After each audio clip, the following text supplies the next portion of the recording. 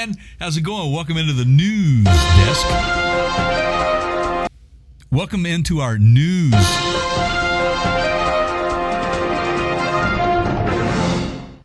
segment from PartsCounterGuru.com. You love that news button, don't you?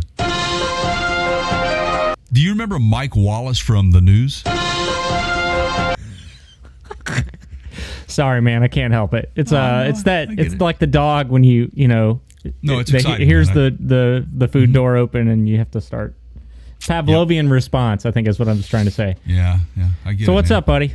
Oh, not much, man. Just catching up on news. I was ready. I was just checking, man. See what your reflexes were like. No, really, just been kind of catching up on a few things. We've had we've been very busy. I mean, and so is the auto industry and the tech industry, man. My goodness, I mean, we were looking through things to talk about, folks, today. And I mean, it's endless. We could go in probably 50 different directions and come back around and realize that everything we just talked about was automotive related or tech related. Pretty much. Or both. Yeah. Yeah. It's crazy. So these are the big ones that we felt like mattered the most to us. Mattered most to us, and some interesting things, and I'll go ahead and start it off here. If you good with that, hey, you got some news? So, I do. I do have some news, and Chevrolet, GM period is, gosh, man, they are just trying to reinvent a lot of different things, and this week they announced that they're giving us a first look at the new Chevrolet Trailblazer, which most of you, if you go back several years, was a larger scale SUV, more of a mid-size SUV. Well, when the Blazer was not in production here in the United States, right, it kind of took its place, like in terms of like I was going to say badging, but like in a sales slot, right? It did. I think it was trying to appeal to that void, if you will. Yeah. And then, obviously late last year they released the and started selling the Blazer, what we call the Blazer, which I felt like, we talked about it, that if you're going to bring back the Blazer, man, bring it back as a 4x4 heavy duty rig, like a K5 or something, man, and make it worth our while. It turns out it was like another SUV, man, just like a crossover vehicle. Yeah, right. Yeah, it was not very exciting to me anyway, but they're doing what they're doing, and I know they're doing it. They're concentrating a lot on some of these electric vehicles that are coming out with the Hummer and a number of other applications that most of you are familiar with. But what I find interesting is this kind of ties into a question that Keith had asked me on smaller displacement engines. Well, there's a 3-cylinder version of this, right? Well, that's what these things are. Yeah. So that's where I'm going with this, is that, you and I talked about with what has just happened over in Europe. There was a story that was released about the year 2035. Britain is saying that, no longer going to be building gasoline or they're going to ban engines. The production of internal combustion engines in Correct. the UK. Now, and that would be for 2035. That would be for the everyday user. I don't think it's going to, and I think they're going to want to get away with it in mass transport and obviously long hauling and those sorts of things, because there's still so much of a need for that. But they're quickly answering, that test as well. Not GM, but obviously Tesla's been working on over-the-road hauling, autonomous vehicles as well, and all electric vehicles. So we'll see where that goes. But again, back to the smaller displacement, I was kind of surprised that there are going to be a lot of inline 3-cylinders that are going to be offered. There's going to be so the 2021 Chevrolet Trailblazer. The Bowtie brand enters the burgeoning small crossover segment with impressive feature content, great looks inspired by its big brother, the Blazer, and a low entry price. So along with its VSS-F platform twin, the Buick Encore, that is, It will introduce the first 3-cylinder engine GM has offered in North America since the demise of the unlimited Geo/Chevrolet Metro, which makes sense because these are Korean-based engines. So this is a turbocharged 3. Now, this is a turbocharged, and I mean 1.2 liters, 1.3 liters, man. Woo. So they're going to go somewhere between 135 to 155, 160 horsepower, it looks like, in their different variations of this engine. But I have a theory here. You want to hear my theory? I'm ready, man. Okay. I'm always ready for your theory. So GM has commented that they're going to try to keep the entry price of this particular model under $20,000 in the United States. Right. Mm-hmm. So GM is, we talked about this on the Hummer video. GM is invested, as has Ford, as has pretty much everybody making cars nowadays, invested heavily into the EV market, into the electric vehicle market, okay? Battery-powered cars are not going to be as inexpensive to produce as some of the older traditional internal combustion engines. So this is what I think they're doing. They're going to take this Trailblazer and they're going to move it in their lineup to a sub $20,000 model so that people that can't afford an EV still have something that they can buy from GM in the crossover market, right? That's right. So they're going to have some SUVs that are EVs like the Hummer. Okay, but they've got to have. They don't want to lose customers because they don't. This is one of GM's biggest fears: is if we don't offer something for everyone, we'll lose business. So they're going to move this down and say, well, you're not going to be able to get an EV with that amount of money, but here's what we do have for you. We have this nice little 3-cylinder. Yeah, and I mean those things are quite common in Asia, and also Europe. Period. Nice, man. You won't catch me in one, but all right. Yeah. So, whatever. But, I think that it does give, the cost-conscious market something to choose from. And you're right. They're going to be great on gas. Just based on some of the renderings that we've seen, they look pretty good. They have some good creature comforts in it, some technology involved, which is becoming the norm anyway. But, they're going like crazy with the transmissions and stuff, but Chevy says the standard transmission with each engine is a CVT type transmission, which, if you don't know what that is, that's a continuously variable transmission, which those types of transmissions allows them to have certain numbers of gears where it's a seamless change. They're typically smoother. Yeah, they're very smooth in transition, and they can get up. That's where these 8, 9, and 10 speeds transmissions are coming from. So these, I think they said the standard was going to be like a 9-speed, man, which is insane for. Well, you got to do that with a small engine to get the So okay, so we'll see what happens. I'm sure there's some things that we pointed out here that we will come back and say, "I told you so" later. Yeah. What was your first opinion on the way the thing looked? I want to get your opinion on that. I mean, look, if it's for what it is, it's fine. It's a crossover. It looks like a crossover. It looks like It looks like something that I would buy for a college student. First vehicle, very affordable, good on gas, got all the safety stuff in it, and all the stuff they need to drive hands-free. Probably, insurance-wise, probably easy to insure for a young college student, I would think. So, I think it's good. Good. We will see. Time will tell. We'll come back and visit it. So. All right, so I got one. So on the same sort of, completely different, but kind of the same. So same, but different. Technology, man. Electric vehicles. Airstream is working on a electric assist type Airstream, which is an RV. We've all seen them. They're the aluminum cans going down the road, right? Yeah, they're awesome. Yeah, so Airstream is actually owned by Thor Motor Coach, if you didn't know that. They are the parent company. I have a Thor product. And the one sort of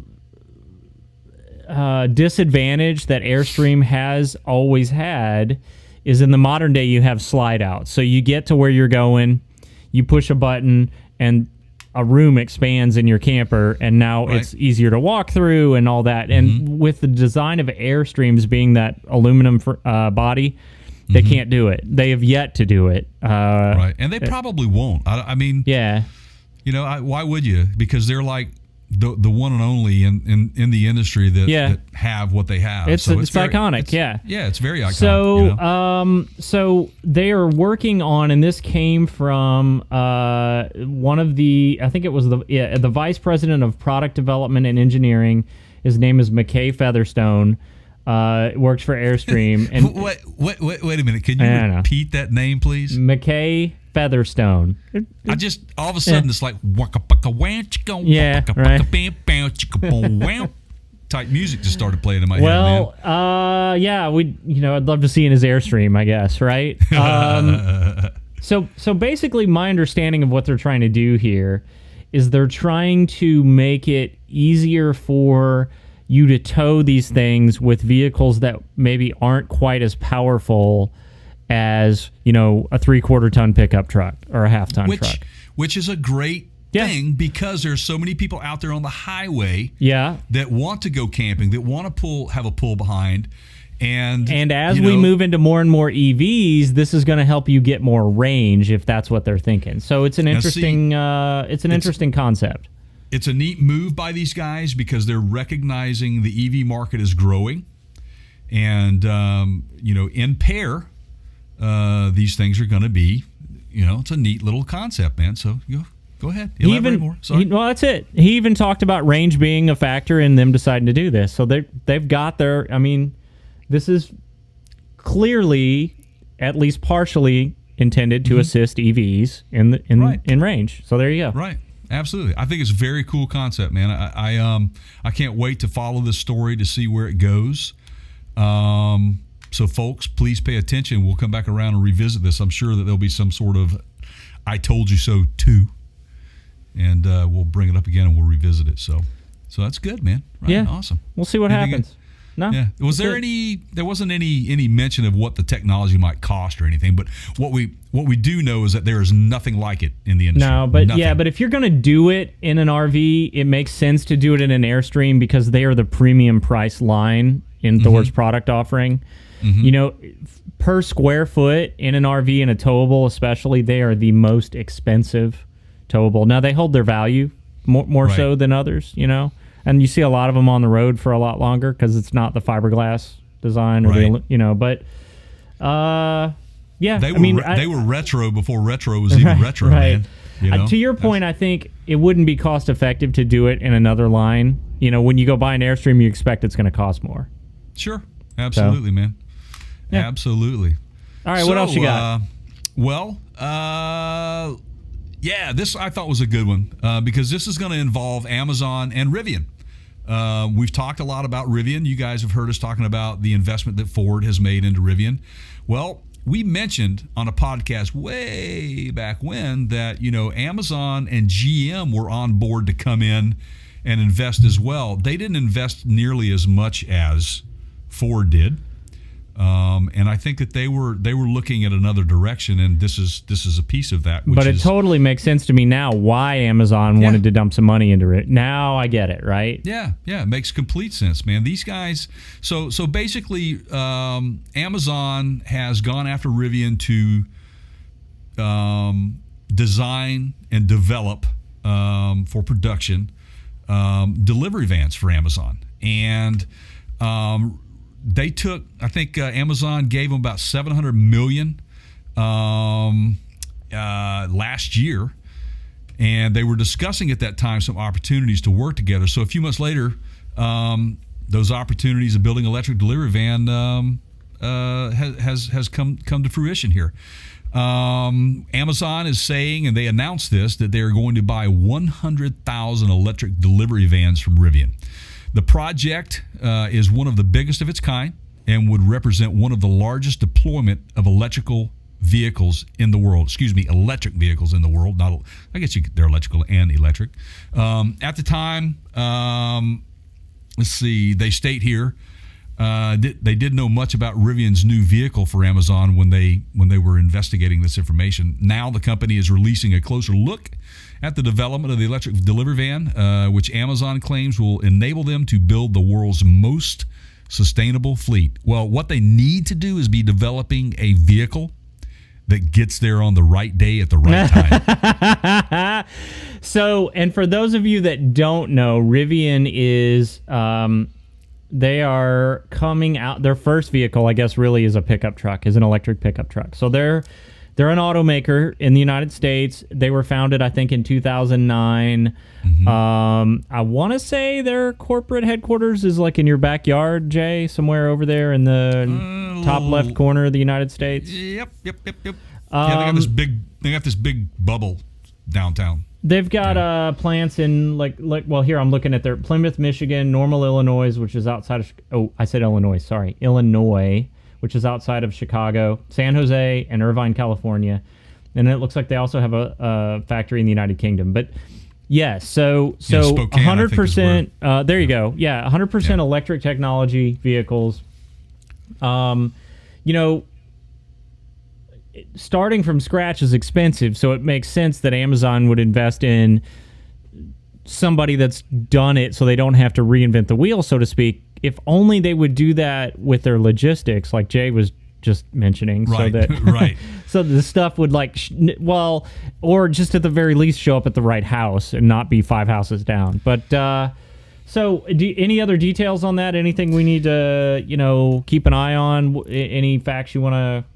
Yeah, I mean, the CEO of Rivian commented on the project. He said that they are basically focused on driving efficiency into every aspect of the vehicle design. Everything from cabin heating to driver ergonomics to drivetrain design. All of this has been optimized for time and energy. So they echo the effect, and then the echo of the effect of this is causing other logistic players in this space to also look at how they drive up efficiency within their fleet. And see, so at the end of the day, the bottom line is what I just complained about, which is being able to get there on time when they say, and I think that Amazon realizes the footprint that they're leaving behind in the delivery market, which we talked about in another podcast about the idling stuff. Going to the same houses two, 3 times a day. 3 times a day. Yeah. And, so the end game is to basically become cleaner, more efficient in the delivery of your packages. Electric's take on this, which, by the way, they're the author of this story that we are pulling this from, that they confirmed that Rivian actually plans to lower the price of the R1T, which is the truck, and their R1S, which is the SUV. This project is probably completely the catalyst for that.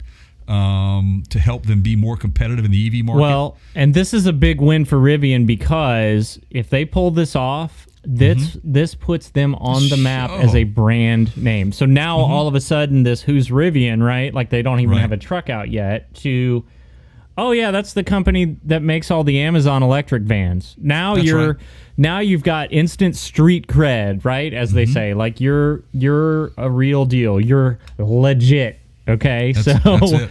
So this is a big move for them in terms of brand recognition. They got there first. That's exactly right, which we have been saying, pay attention to these guys.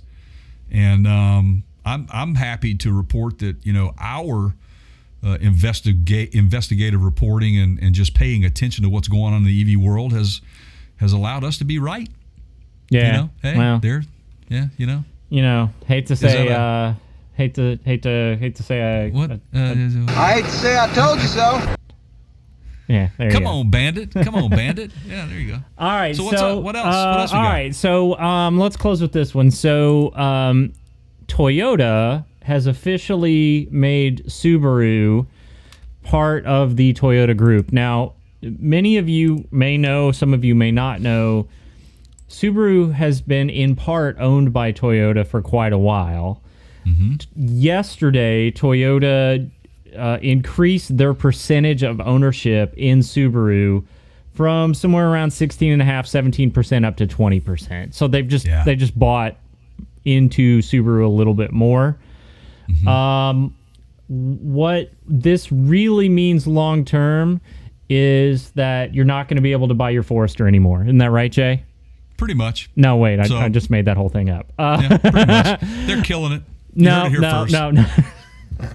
We're just playing. So, and Jay, you've got a lot more experience in sort of how this whole thing works behind the scenes, but it's okay. Back to what we were talking about a minute ago with the development of electric vehicles and the expense involved in that. And you don't want to reinvent the wheel. You don't want to have to start from scratch. It's cheaper to partner with someone that's already done the R&D for you.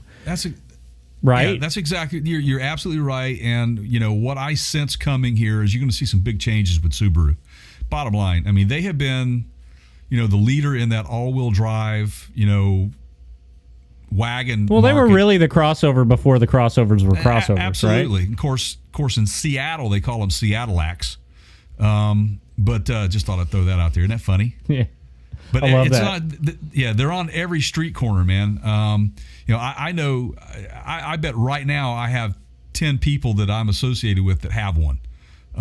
Some are friends, some are just acquaintances that I've met. But Subaru has done a great job over the years with what they do. Obviously, they have a very unique design engine with the H 4 cylinders, which is not a normal inline, or it's a boxer type engine is what they call it. So this ought to be interesting. Now they shared a platform with Toyota Scion, with the BRZ. Yep. Which is the Subaru version of it, and then the FRS was the Scion Toyota version. So they've been playing with each other a little bit in the backyard. That was a two-door sports car. That was it's a really neat car. Yeah, really neat car. If you looked at not their core demographic, but yeah.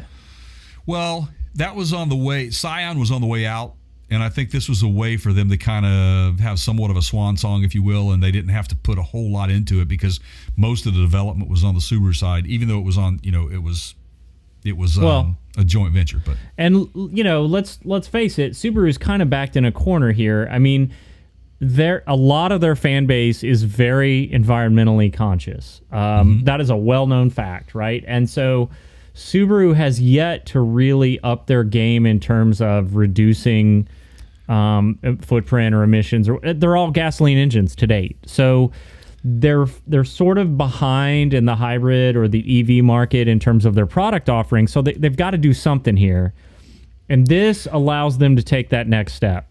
Yeah, there were several comments in this article that I read, and basically, at the end of the day, both Subaru and Toyota believe that this increased stake will help them build better automobiles for their customers.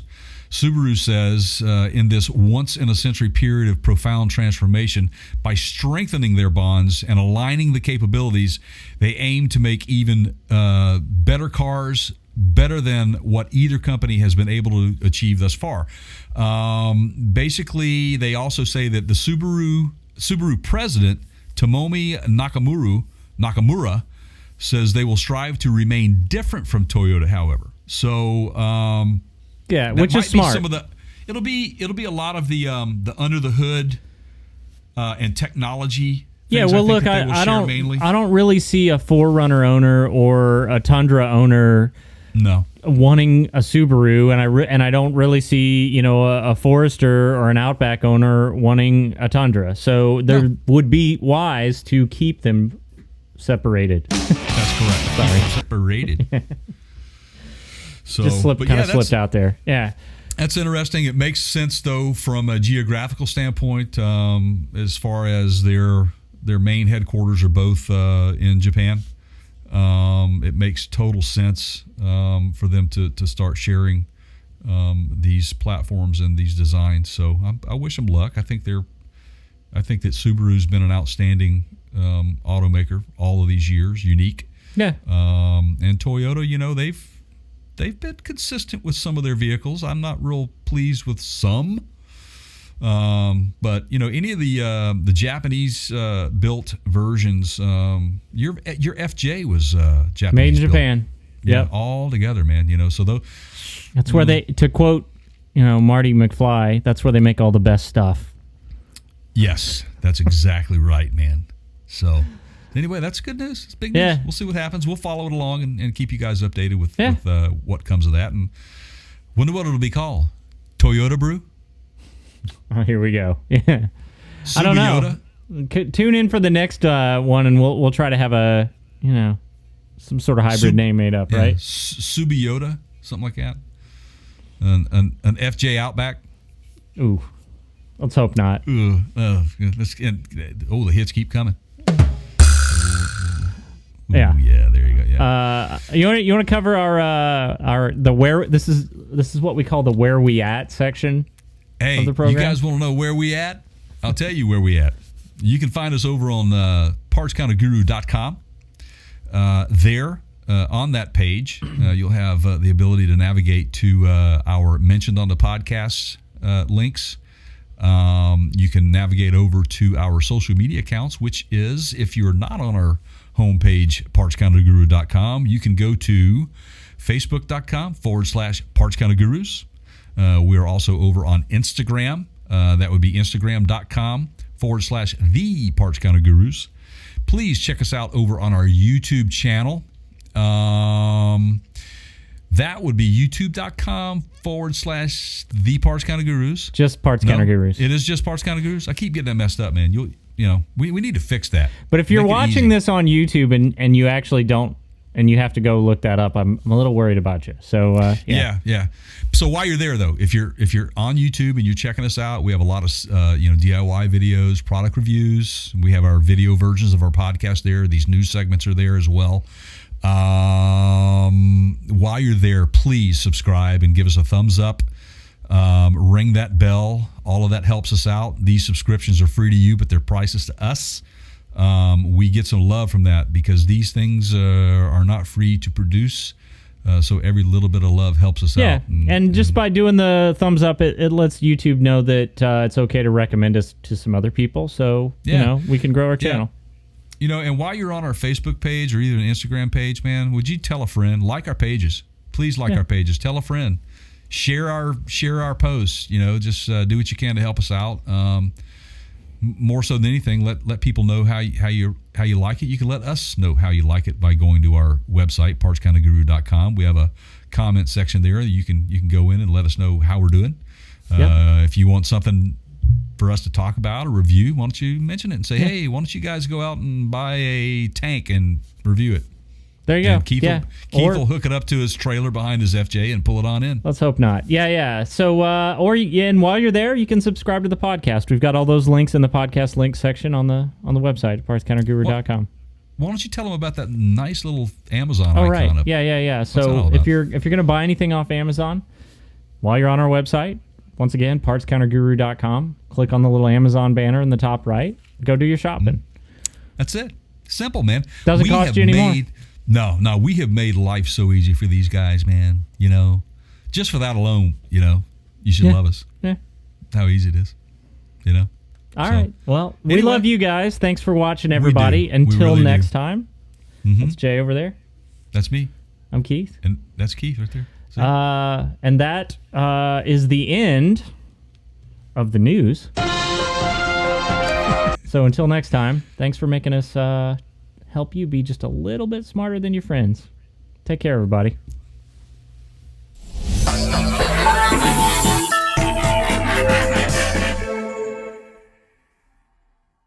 Waka paka wanch go, paka paka bam bam chicka boom wow.